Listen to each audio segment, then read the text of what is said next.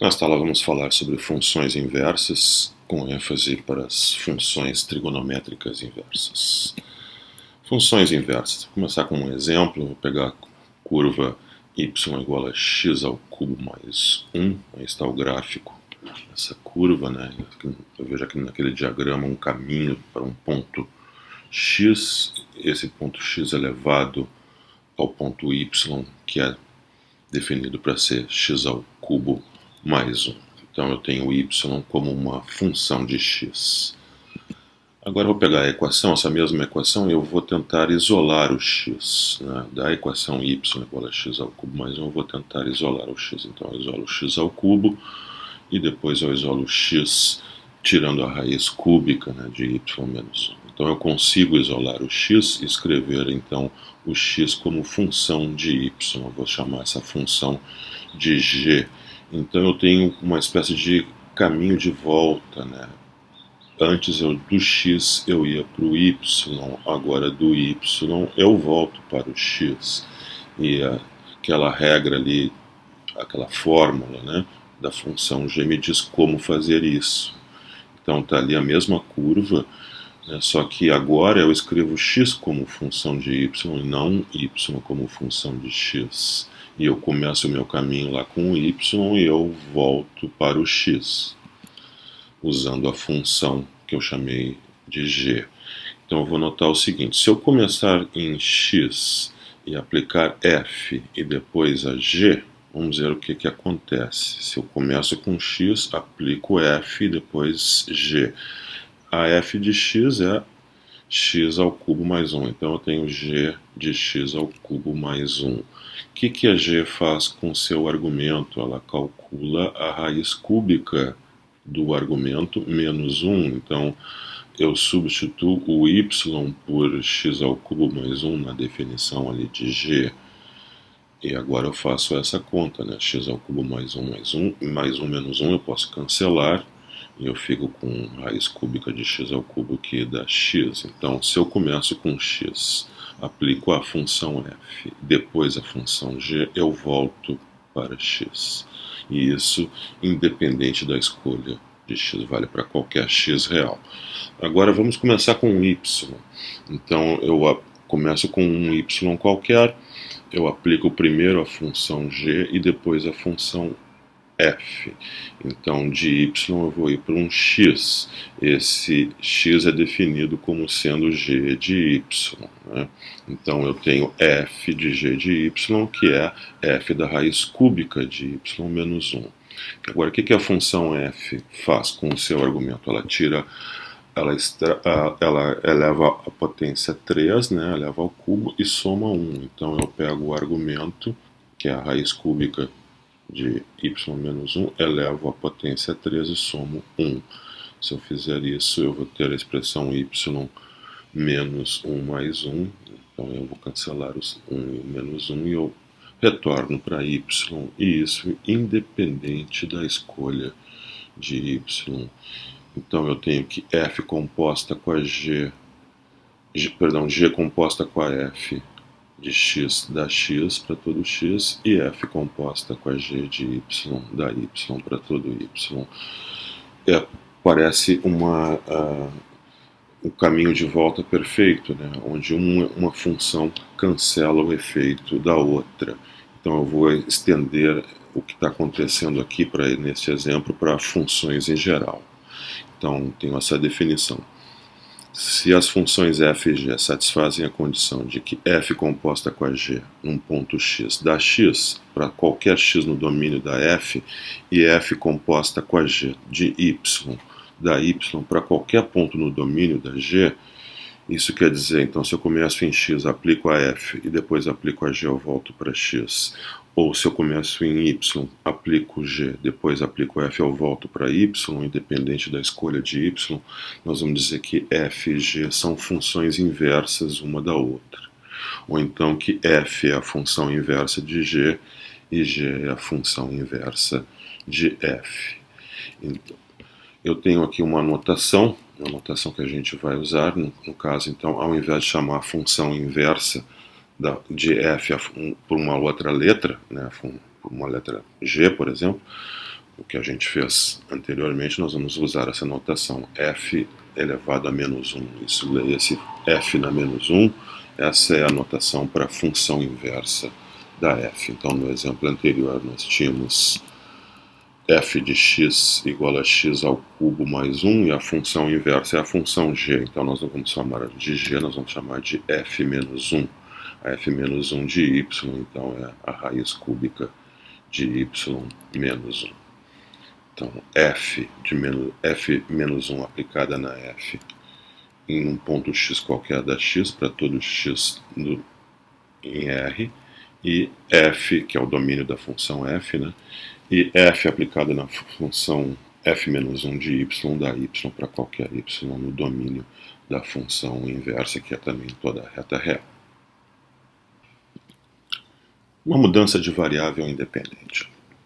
Se nós temos uma função f e a sua inversa, f na menos 1 composta com a f num ponto x, dá o ponto x de volta. Isso para todo x no domínio da função f. Se eu começo no domínio da função inversa, então estávamos usando a variável independente y. Então f aplicado a f menos 1 de y, dá y para todo y no domínio da função inversa. Isso é a definição de função inversa, né? Então, para a função f, a gente usa a variável independente x. Para a função inversa, nós estávamos usando a variável independente y. É assim que estava sendo feito. No exemplo que a gente consideramos a função f de x igual a x ao cubo mais 1. A inversa dela, né, na variável y, é a raiz cúbica de y menos 1. Agora vamos fazer o seguinte, vamos usar a mesma variável independente para as duas funções. Imagine que nós quiséssemos fazer o gráfico dessas duas funções no mesmo gráfico, né? Então nós precisaríamos usar a mesma variável independente para as duas funções. Então, a gente está chamando numa função a gente está usando x como variável independente, na outra y. Queremos usar a mesma variável, então poderíamos escolher uma outra letra, né? Por exemplo, a letra t. Neste caso, f de t seria t ao cubo mais 1, e a f menos 1 de t seria a raiz cúbica de t menos 1. Poderia usar também a letra s, né? Nada impede. Então, nesse caso, f de s seria s ao cubo mais 1, e f menos 1 de s, raiz cúbica de s menos 1, e assim para qualquer outra escolha de letras, né? Mas a letra mais usada para variáveis em matemática é a letra x, né? Então, usando a variável independente x para as duas funções, eu teria f de x igual a x ao cubo mais 1, e f menos 1 de x igual a raiz cúbica de x menos 1. Agora, então, a função inversa e a função f estão expressas com a mesma variável independente. Dessa forma, a definição de função inversa agora fica assim: f na menos 1 de f de x é igual a x, para todo x no domínio da f, isso não mudou. E agora, ao invés de y, estamos usando a variável x. Então, f de f menos 1 de x é igual a x para todo x no domínio de f menos 1. Vamos ver um exemplo, então. Confirme que a inversa de f de x igual a 2x é f menos 1 de x igual a x sobre 2. Então, está dizendo que basicamente que a operação inversa de multiplicar por 2 é dividir por 2. Né? Se eu quero cancelar o efeito de multiplicar por 2, o que eu faço? Eu divido por 2. Ou se eu quero cancelar o efeito de dividir por 2, então eu multiplico por 2. Uma é a inversa da outra. Então vamos confirmar isso usando a definição. Então, definição de função inversa diz que f na menos 1 de f de x deve ser igual a x, né, para todo x no domínio da função f, que no nosso caso é toda a reta real. Então, f na menos 1 de f de x é f na menos 1 de 2x, já que f de x é 2x. E agora nós queremos calcular f na menos 1 de 2x. O que a função f na menos 1 faz com o seu argumento? Ela divide por 2, então ela vai pegar o 2x e dividir por 2. É isso que deve ser feito. Então, obviamente, eu posso cancelar o 2, isso dá x, isso para todo x. Além disso, eu tenho que f aplicado na f na menos 1, isso dá f de x sobre 2, já que f na menos 1 de x é x sobre 2. Então agora eu tenho que calcular f de x sobre 2. Então a função f, o que ela faz com o seu argumento? Ela pega o argumento e multiplica por 2. Então ela vai pegar o x sobre 2 e vai multiplicar por 2. E agora eu posso, obviamente, cancelar o 2, isso dá x para todo x pertencente a R. Então isso confirma que essas duas funções são inversas uma da outra. Um outro exemplo, vamos confirmar que a inversa da função f de x igual a x ao cubo é a função inversa é a raiz cúbica de x, ou x na 1/3. Então está dizendo que a raiz cúbica e a x ao cubo são operações inversas uma da outra. Se eu cancelar o efeito de elevar ao cubo, o que eu faço? Eu extraio a raiz cúbica e vice-versa, né? Então vamos só verificar a definição assim como fizemos no exemplo anterior. Então f na menos 1 de f de x é f na menos 1 de x ao cubo, já que a função f de x é x ao cubo.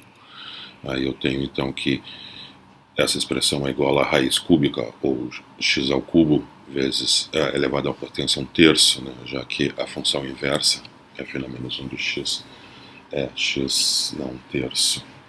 Então, nisso eu cancelo o efeito um da outra, então isso dá x para todo x real.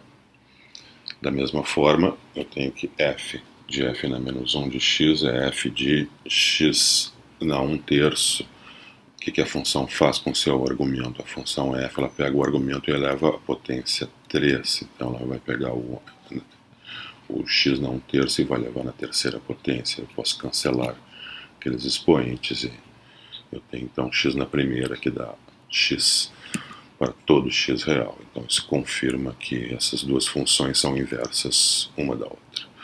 Nesse outro exemplo, eu peço para calcular a função inversa no ponto 5, então f na menos 1 de 5, sabendo que f de 3 é igual a 5. Então, como vamos fazer isso? Eu vou usar a definição de função inversa, né? Então, a função inversa f na menos 1 de f de 3, isso deve dar 3, né? Isso deve dar x para qualquer x. F na menos 1 de f de x dá x. Então, tomando x igual a 3, isso dá 3. Mas, por outro lado, f de 3 é igual a 5. Isso foi dado como informação no problema. Então eu sei que f de 5 é igual a 13. Então daí o resultado que foi pedido, né, para calcular f na menos 1 de 5, né, isso é 3. Posso enxergar isso através desse diagrama que eu tenho os pontos 3 e 5. O 3 ele é elevado em 5 pela função f, né? F de 3 é igual a 5. E de volta para o 3, eu aplico então a função f na menos 1. F na menos 1 de 5 dá 3. Né? Então, se eu começar em 3, aplicar a f e depois aplicar f na menos 1, eu volto para 3, é o que está escrito ali na equação. Domínio e a imagem de funções inversas. Né? Vou pegar aqui uma função y igual a f de x. Aqui está o domínio dela, né? O domínio, então, está esse conjunto ali em azul, domínio da função f. Parto de um ponto x e chego num ponto y, então esse y está na imagem da função f. Então a imagem da função f está ali representada ali em rosa, né? Aquele conjunto, aquele intervalo ali. Então agora vamos fazer o caminho de volta. O caminho de volta é feito pela função inversa, né? Então eu parto de um y e chego no mesmo x pela função inversa. Então eu tenho x como f na menos 1 de y. Então a partir da equação y igual a f de x, eu isolo x e aí eu encontro a função inversa, né? F na menos 1 de y. Então eu noto que a partida da função inversa é a mesma coisa que a chegada da função f, e a chegada da função inversa, que é a imagem da f-1, é a mesma coisa que a partida da função f, que é o domínio da função f, ou seja, o domínio da função inversa é a imagem da função f, e a imagem de f-1 é o domínio da função f. Como calcular a função inversa? Vamos ver através desse exemplo. Encontre a fórmula para a função inversa de f de x igual a raiz quadrada de 3x menos 2 com variável independente x e também o domínio da função inversa f na menos 1. Então vamos ver como fazer isso. Vamos dividir esse processo basicamente em 4 etapas. No primeiro passo é simplesmente escrever y igual a f de x. Então colocar a variável dependente y como função de x. Então é isso que nós vamos fazer. F de x é a raiz quadrada de 3x menos 2, então nós vamos escrever y igual a raiz quadrada de 3x menos 2. No segundo passo, e esse é o passo mais importante, nós temos que resolver para x em função de y. Então a gente resolve essa equação acima. Então, em outras palavras, a gente isola o x. Foi exatamente o que fizemos no nosso único exemplo até agora estudado, quando a função f era aquela x ao cubo mais 1. Né? Então, agora é uma outra função, então nós vamos isolar o x, resolver essa equação para o x. Então, eu tenho que raiz quadrada de 3x menos 2 é y, então elevando ao quadrado ambos os lados, cancelo o efeito da raiz quadrada, e aí eu tenho 3x menos 2 igual a y ao quadrado, logo 3x igual a y2 mais 2, e dividido por 3, então x é igual a y quadrado mais 2 dividido por 3. Basicamente essa é a expressão da função inversa, porque esse é no passo 3, então o que nós vamos fazer é escrever x igual a f na menos 1 de y. Então eu tenho que x é y quadrado mais 2 sobre 3, então f na menos 1 de y é y quadrado mais 2 sobre 3. E no último passo, no passo 4, basta usar a variável independente x, podia ser qualquer outra letra, né? T, S, W, vamos usar a letra x, então é só trocar o y por x, ou seja, use a variável independente x, troque o y por x, então f na menos 1 de x é x quadrado mais 2 sobre 3. Essa função aí, a princípio, teria o domínio natural dela, seria toda a reta real, não existe nenhuma restrição para o cálculo de x quadrado mais 2 sobre 3, mas como ela é uma função inversa de uma função f, nós vamos fazer umas considerações sobre o domínio. Aí está o gráfico da função y igual a raiz quadrada de 3x menos 2. A imagem consiste apenas dos números positivos, né, ou maiores ou iguais a zero, né, não existe a imagem, para qualquer x, o y igual a raiz quadrada de 3x menos 2 é sempre um número positivo, na pior das hipóteses, zero. Então a imagem da função f é o conjunto dos números maiores ou iguais que zero. Mas nós sabemos que a imagem da função f é igual ao domínio da função inversa. Então o domínio da função inversa é o intervalo fechado de 0 até mais infinito. Então a nossa função inversa, posso escrever agora, é x quadrado mais 2 sobre 3, mas essa fórmula vale apenas para x maior ou igual a 0. A existência da função inversa. Até agora, em todos os nossos exemplos, nós fomos capazes de calcular a função inversa, discutimos propriedades de funções inversas, mas a função inversa nem sempre existe para qualquer tipo de função. Então vamos primeiro discutir o que a gente chama de injetividade ou função injetora. Uma função injetora é aquela que pontos diferentes são levados em pontos diferentes, ou seja, se x1 é diferente de x2, então f de x1 deve ser diferente de f de x2, como mostra o gráfico. Ali um exemplo de uma função que ela tem essa propriedade, a propriedade de injetividade, a chamada função injetora. Ao contrário desta aqui, que não é uma função injetora. E nós temos ali marcados dois pontos, x1 e x2. X1 é diferente de x2 e as imagens são iguais. Então, para a injetividade, para que a função seja injetora, as imagens de pontos diferentes devem ser diferentes. Quando eu tenho essa propriedade não é satisfeita, então a função deixa de ser injetora. Então, aqui nesse exemplo, à direita, eu tenho x1 diferente de x2 e as imagens iguais, né? F de x1 igual a f de x2, portanto, a função não é injetora. Vamos pegar uma função injetora, então y igual a f de x, uma função que leva pontos diferentes em imagens diferentes. Né? Se eu pegar um ponto x qualquer dentro do domínio da função f, eu posso então levá-lo a um ponto y lá na imagem, né? Através desse caminho, usando então a função f. Então, de x eu chego em y através da função f. E eu noto que de y eu posso voltar para x, então a função inversa vai estar bem definida. De y eu posso voltar para x, como? Usando a função inversa. Então, isso significa que a equação y igual a f de x, nós vamos poder resolver o x como função de y, isolar o x como função de y. Né? Então, expressar o x como a função inversa de y. Então, nesse caso, existe a função inversa.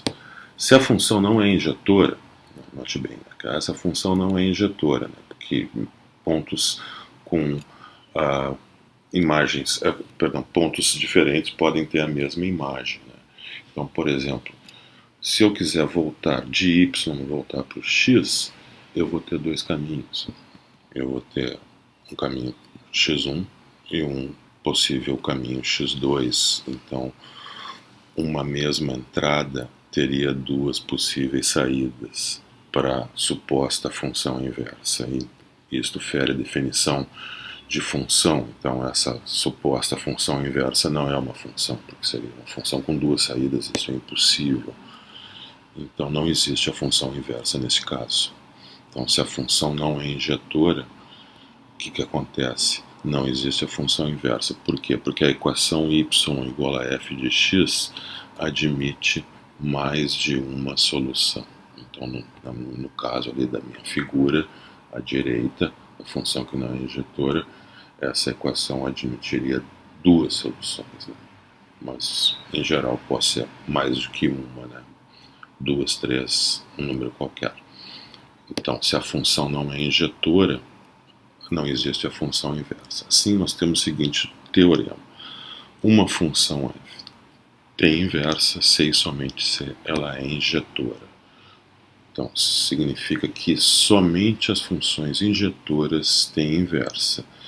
E se ela tem inversa, então ela tem que ser injetora. O teste das retas horizontais. Né? Sabemos porque uma função é inversível se e somente se ela é injetora. Então aqui temos o gráfico de uma função, nós traçamos todas as possíveis retas horizontais. Então, tracei só algumas, a gente imagina então todas as possíveis retas horizontais. Algumas delas não vão tocar o gráfico da função em nenhum ponto e outras delas vão tocar em apenas um ponto, mas nenhuma reta vai tocar em mais de um ponto. Então, neste caso, qualquer reta horizontal toca o gráfico no máximo em um ponto, ou em nenhum ou em um ponto. Então, o caminho de volta está garantido, ou seja,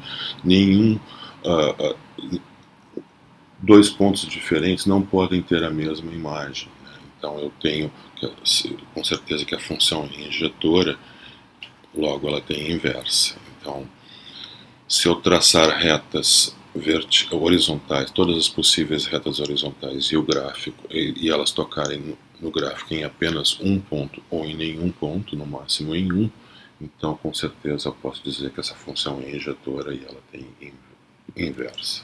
Ao passo de que, se a função não é injetora, então, pelo menos uma reta vai tocar no gráfico em mais, uma reta horizontal, né, vai tocar o gráfico em mais de um ponto. Aqui nessa minha figura vai tocar aqui em 2 pontos, naquela reta vermelha, toca o gráfico em 2 pontos, isso significa que x1 e x2 são pontos diferentes, né, e eles têm a mesma imagem, y.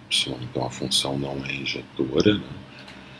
Uma reta horizontal toca o gráfico em mais de um ponto, a função não deixa de ser injetora, então ela não é inversível, não tem inversa, né? Esse tipo de função. E não precisa ser exatamente 2 pontos. Aqui na minha figura aqui tem uma função que não é injetora também. Ela falha, então, nesse teste das retas horizontais. Tem aquela reta horizontal toca no gráfico em mais de um ponto, no caso em 4 pontos, né? Então, essa reta toca em mais de um ponto, então a função deixa de ser injetora e ela também não tem inversa. Então a gente tem o seguinte teorema, o teorema das retas, o teste das retas horizontais, ou o teste da reta horizontal. Uma função tem inversa se e somente se o seu gráfico é cortado no máximo uma vez por qualquer reta horizontal. Um exemplo. A função f de x igual a x ao cubo é uma função inversível. Aqui está o gráfico dela. Qualquer reta toca o gráfico em apenas um ponto. Então, o máximo em ponto, no caso em particular aqui em apenas um ponto, a f é injetora, logo ela é inversível. Este é o teste das retas horizontais aplicado para a função f de x igual a x ao cubo.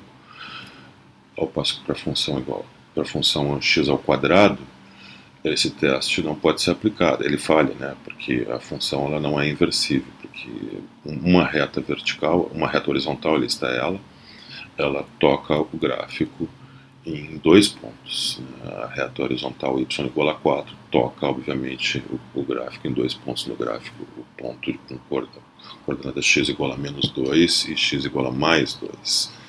Então, a função ela não é injetora, logo ela não é inversível. Esse exemplo aqui, eu não tenho a expressão da função, mas eu tenho o gráfico. Então, com esse gráfico eu posso dizer que qualquer reta horizontal ou não toca o gráfico, ou toca o gráfico em apenas um ponto. Logo, a função é injetora, logo ela é inversível. Além disso, eu posso então dizer que a imagem de 1 pela função inversa é menos 2. Por quê? Porque f de menos 2 é igual a 1. Da mesma forma, eu posso dizer que f menos 1 de 2, a imagem de 2 pela função inversa é menos 1. Por quê? Porque f de menos 1 é 2. O menos 1 está sendo levado ao ponto com coordenada 2 pela função f. Por isso, o 2 é elevado no menos 1 pela função inversa.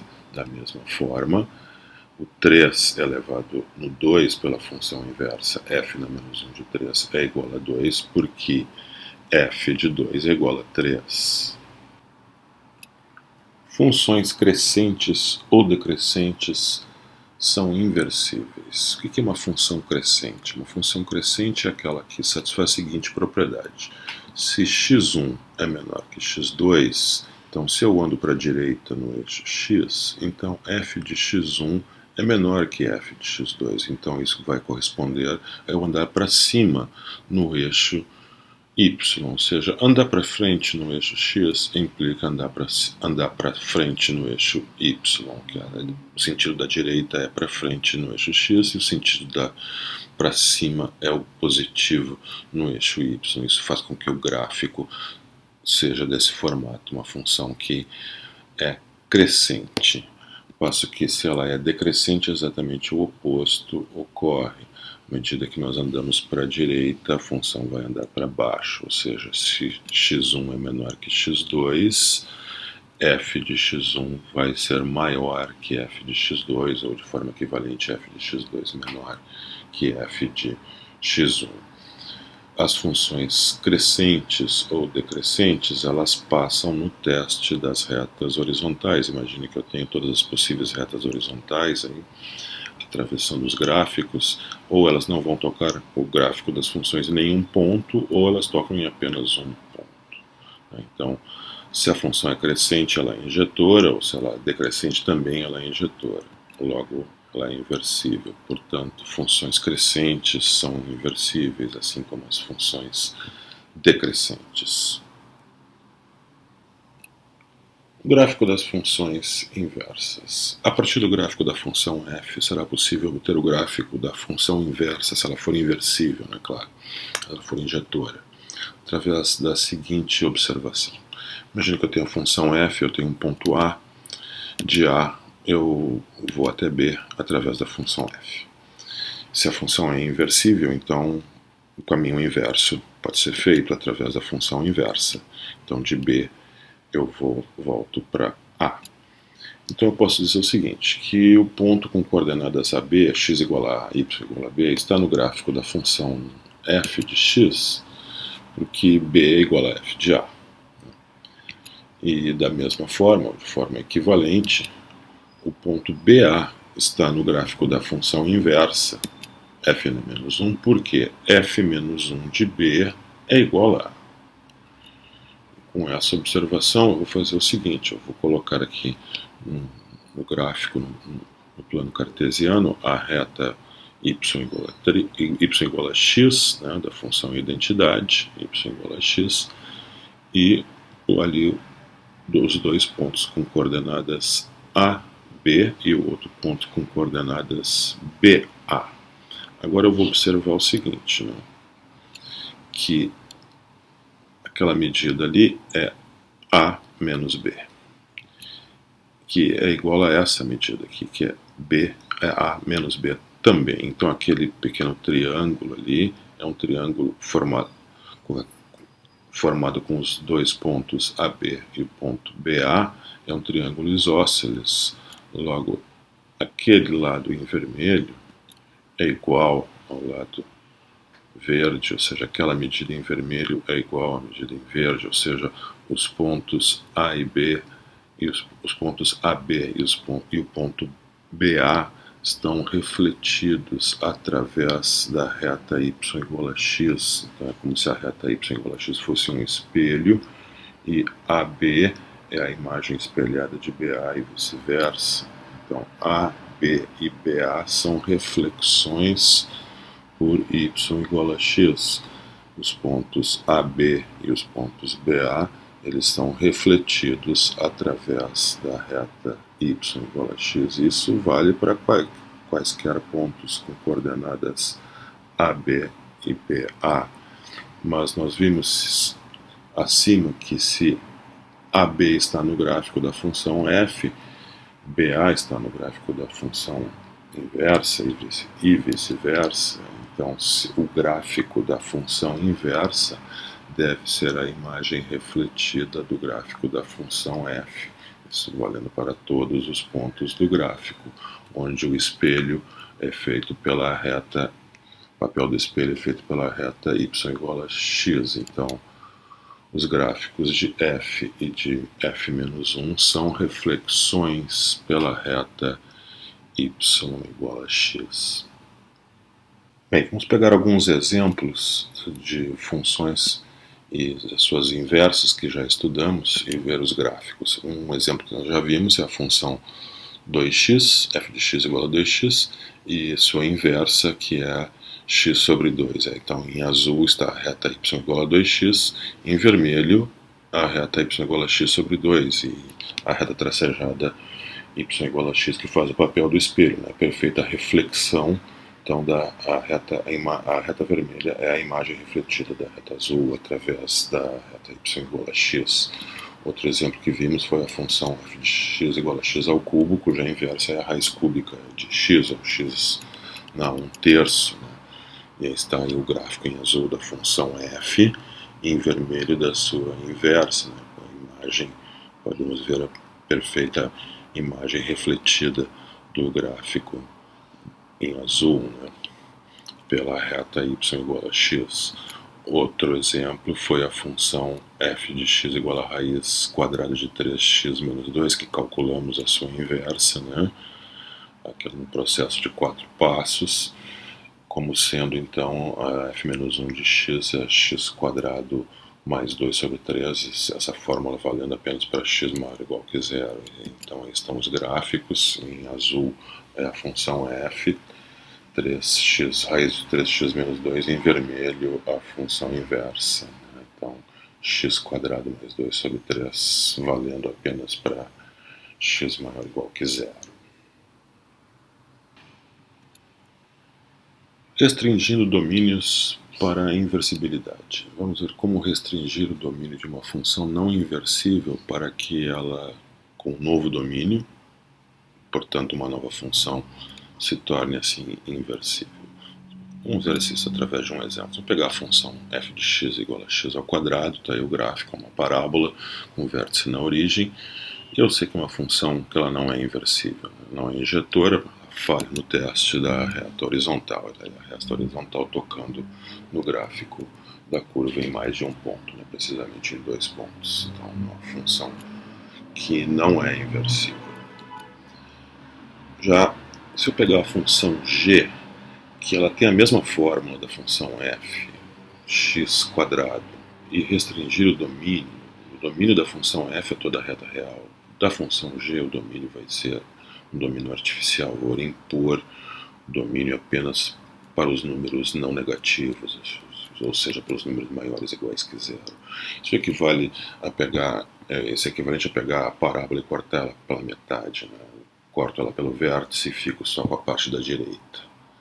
Neste caso, agora se eu aplicar o teste das retas horizontais, eu vejo que a função g ela passa no teste, né? Qualquer reta horizontal toca no gráfico em apenas um ponto ou em nenhum ponto, né?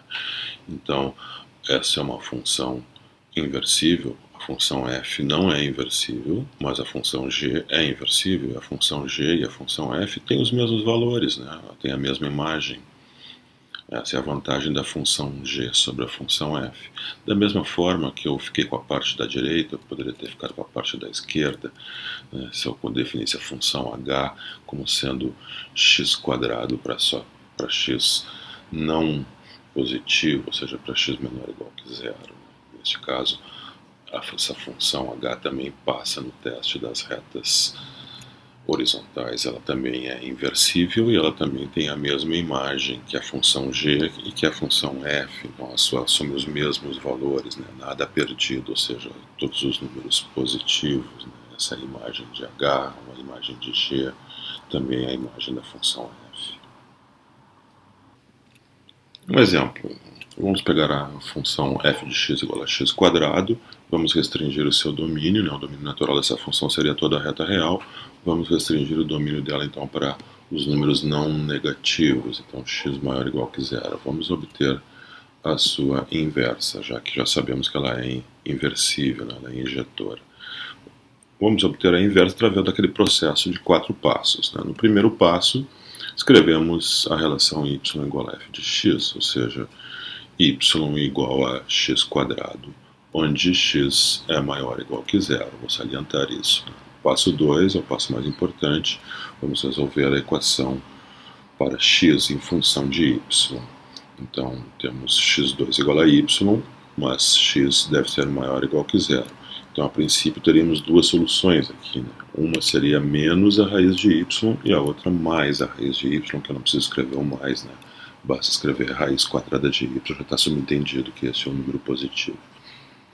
Mas agora eu observo que x é maior ou igual que zero, então na verdade eu tenho que excluir essa possibilidade aqui, que esse é um número negativo. Isso é proibido, já que o domínio da função é para apenas os números maiores ou iguais a zero. Então eu tenho apenas uma solução, e essa é x igual a raiz de y. Logo no passo 3, eu tenho que escrever x igual a f na menos 1 de y, então f na menos 1 de y é a raiz quadrada de y. No passo 4 é só introduzir a variável independente x, então se eu trocar x por y, escrever f na menos 1 de x igual a raiz quadrada de x. Portanto, se a função f de x é igual a x quadrado com domínio restrito aos números não negativos, a sua inversa é a raiz quadrada de x. E aí estão os gráficos das duas funções. Em azul está a função f de x igual a x quadrado com domínio restrito aos números não negativos. E em vermelho a função inversa, né? Y igual a raiz quadrada de x, dá para ver perfeitamente que as curvas são imagens refletidas uma da outra pela reta que está tracejada ali, a reta y igual a x. Um outro exemplo, vamos pegar a função que deu a mesma origem a esse exercício, que é a função x quadrado. Agora vamos restringir o domínio aos números não positivos, aos números menores ou iguais a zero. A função é injetora, então é inversível. Vamos ver como achar a inversa agora, através do processo de 4 passos. No primeiro passo, y igual a f de x, então introduzimos a variável dependente y como função de x, então y igual a x quadrado, só que agora o domínio x menor ou igual que zero. Então, segundo passo, vamos resolver para x em função de y, então escrevemos x quadrado igual a y, onde x deve ser menor ou igual que zero. No princípio teríamos duas soluções, uma é menos raiz de y e a outra é mais a raiz de y, né, ou raiz de y apenas. Mas essa última deve ser excluída porque o meu domínio exige que os números x sejam menores ou iguais a zero, então eu tenho apenas uma solução que é menos a raiz de y. No passo 3, então, é escrever x igual a f menos 1 de y, assim eu tenho f menos 1 de y igual a menos a raiz quadrada de y. No passo 4, basta trocar a variável y por x, ou seja, introduzir a variável independente x e escrever então a função f, né, menos 1 de x, como menos a raiz de x. Dessa forma, então, se a função f é x quadrado para x não positivo, ou seja, para x menor ou igual que zero, então a sua função inversa não é a raiz quadrada de x, mas sim menos a raiz quadrada de x. E aí estão os gráficos, né? Em azul a função f, x ao quadrado para x não positivo, ou seja, para x menor ou igual a zero.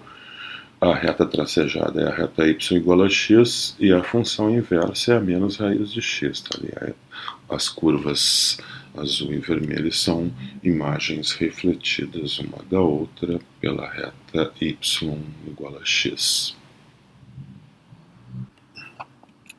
Vamos então falar das funções trigonométricas inversas. Vou começar pela função trigonométrica mais conhecida, mais básica de todas, é o seno de x. Então está aí o gráfico da função seno de x, e eu noto que ela não é uma função inversível, ela não é uma função injetora, ela falha no teste da reta horizontal, por exemplo, aquela reta horizontal em vermelho tocaria no gráfico do seno de x numa infinidade de pontos, né? Muito mais do que um. Né?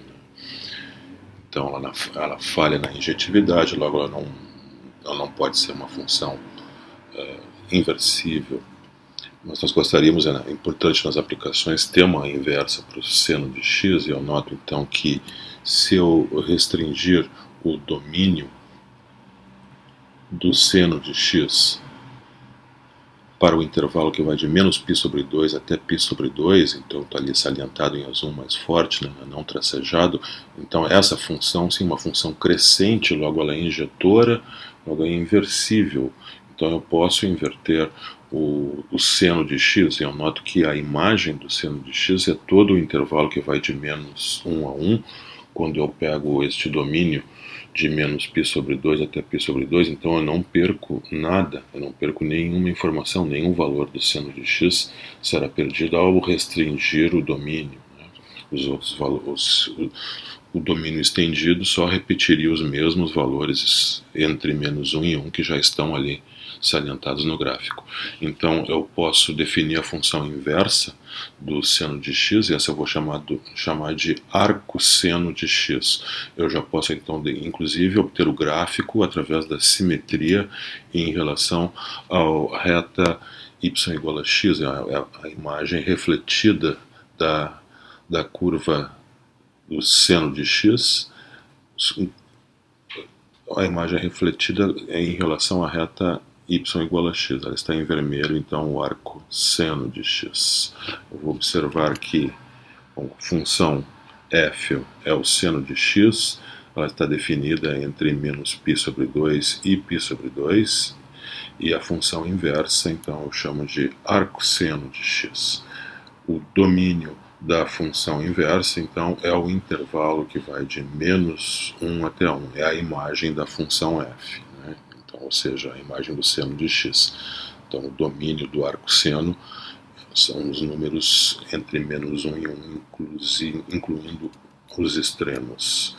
A imagem da função arcosseno é o domínio da função seno, que foi restrito para seu intervalo de menos π sobre 2 a π sobre 2. Eu observo também que a função arcosseno de x é uma função ímpar, o gráfico tem uma simetria em relação à origem, bem como a função seno é uma função ímpar, isso nós já sabíamos. Uma função arcosseno que nós estamos definindo agora é também uma função ímpar. Então, os valores do arcosseno, o arcosseno é a função inversa do seno. Este seno restrito ao intervalo então de menos π sobre 2 a π sobre 2. Então, os valores que o arcosseno assume, então, são apenas ângulos, arcos entre menos π sobre 2 e π sobre 2 radianos.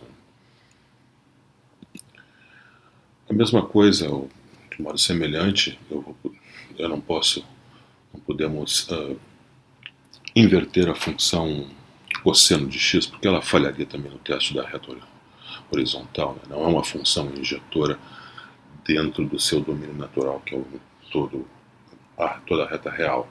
Então, mas restringindo o intervalo, restringindo o seu domínio àquele intervalo que vai de 0 até π, então ali a função ela é decrescente, logo ela é injetora, logo ela é inversível. Além disso, a imagem dela é todo o intervalo que vai de menos 1 a 1. Então são todos os valores que o cosseno pode assumir. Então os outros valores que o cosseno, os outros valores para valores fora desse intervalo, para valores de x fora desse intervalo, os valores de cosseno de x seriam meras repetições dos valores assumidos aí para x entre 0 e π.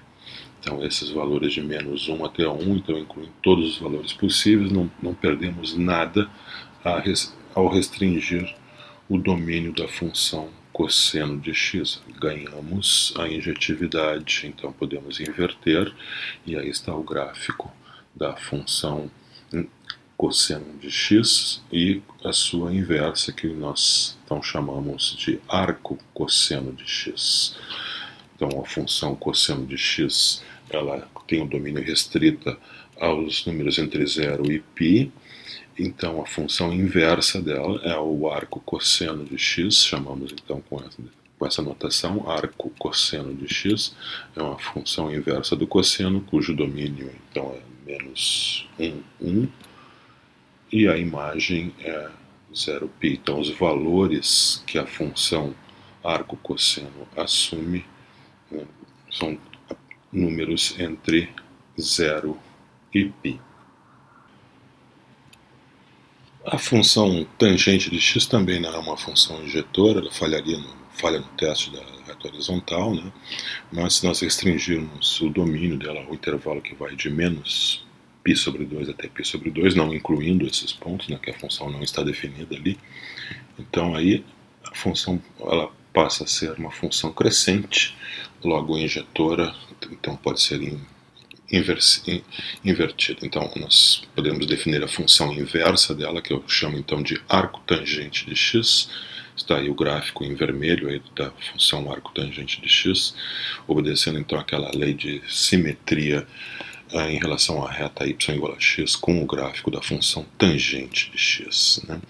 Propriedades então da função inversa da tangente no arco tangente. Então o domínio é toda a reta real, então ela está definida para qualquer valor, e a imagem ela sempre vai devolver a saída dela é sempre um arco entre menos π sobre 2 e π sobre 2 radianos.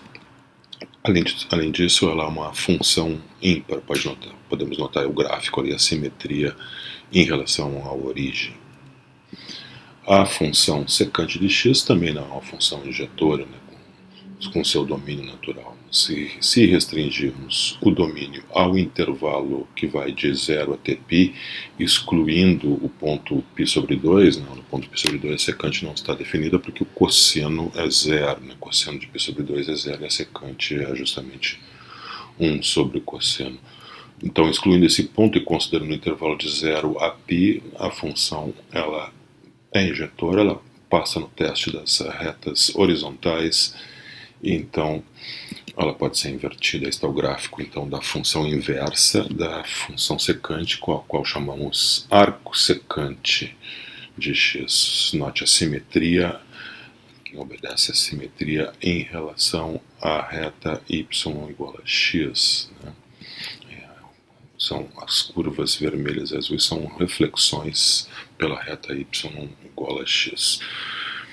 A função inversa, a função arco secante de x, então tem as seguintes propriedades. O domínio dela são uma união de intervalos, um intervalo que vai de menos infinito até menos 1, incluindo menos 1, ou união com o intervalo que vai de 1 até mais infinito, incluindo o ponto 1.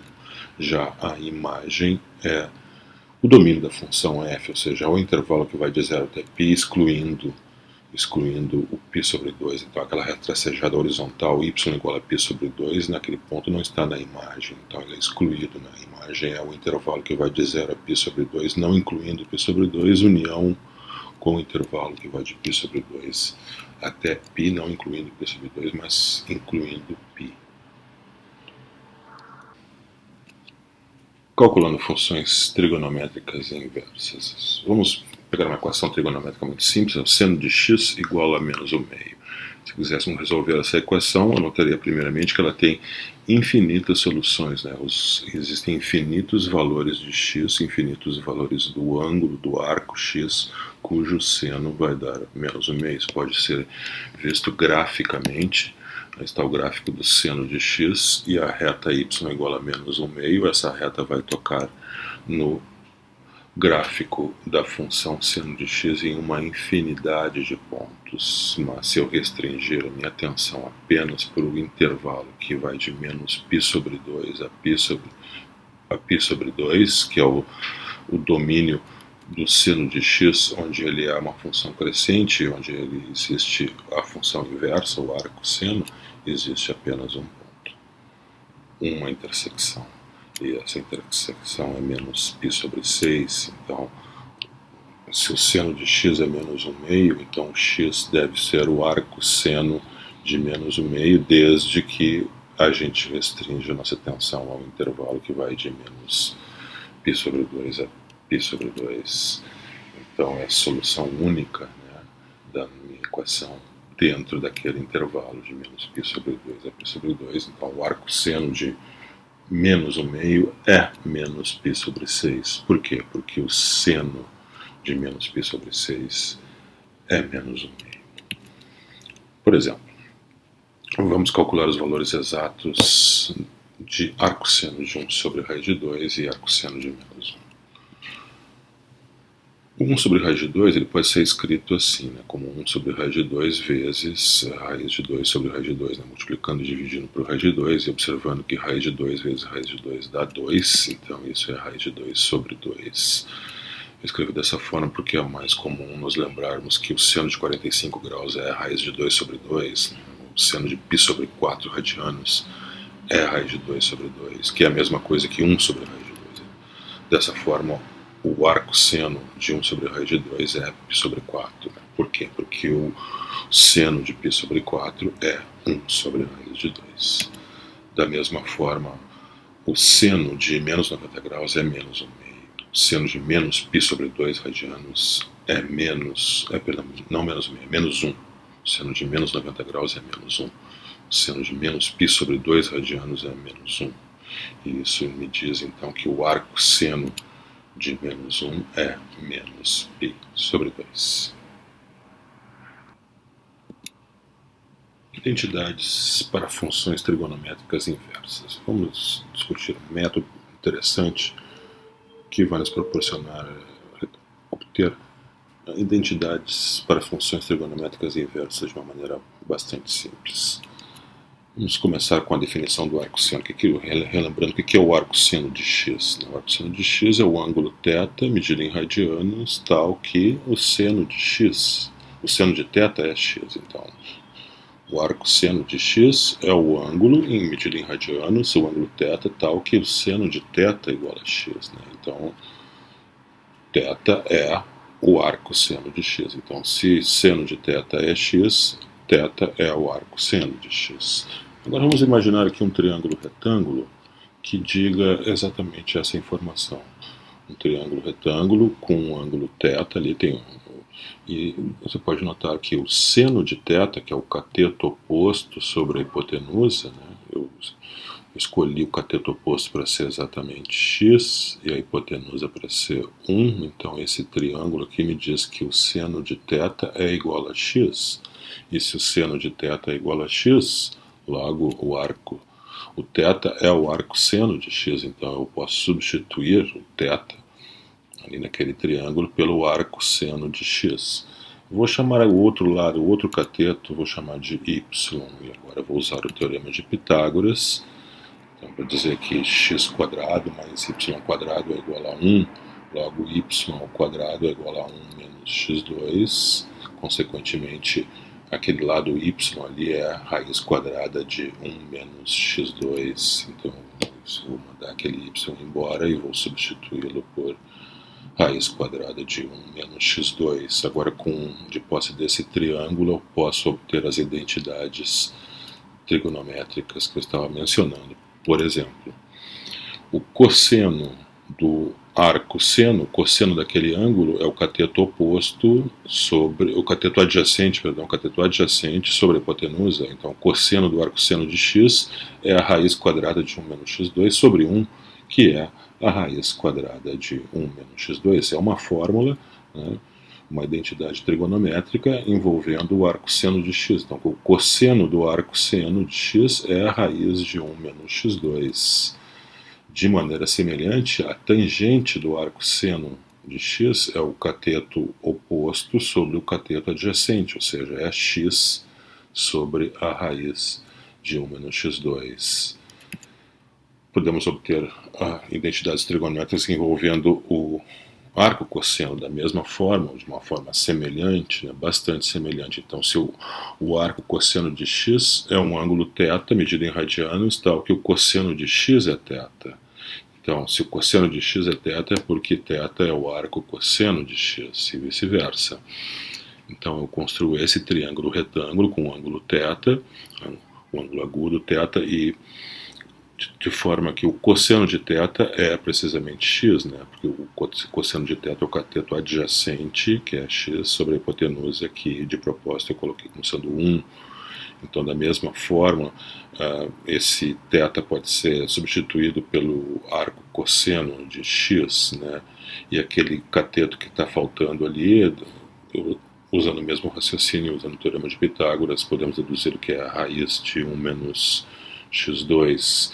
Então, agora eu posso dizer que o seno de θ, o seno do arco cosseno de x, é o cateto oposto sobre a hipotenusa, a raiz de 1 menos x2 sobre 1, ou seja, raiz de 1 menos x2. Eu posso obter a outra identidade trigonométrica envolvendo o arco cosseno e a tangente, né? Então, a tangente do arco cosseno de x é o cateto oposto sobre o cateto adjacente, então a raiz de 1 menos x2 sobre x.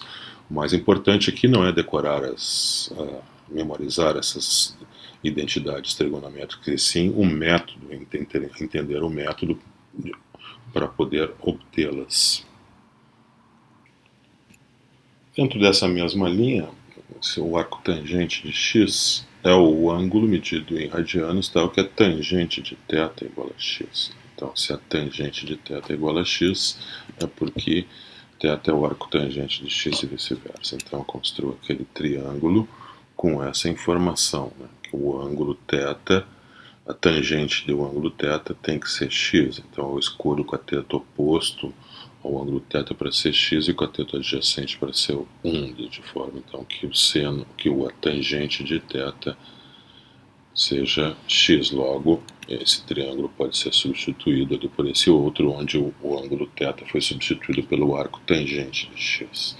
Então, vou chamar a hipotenusa de y, então vou usar o teorema de Pitágoras, então, para dizer que x² mais 1² é y², então vamos calcular o y, logo o y é a raiz de 1 mais x2, então esse y vai embora, eu substituo ele pela raiz de 1 mais x².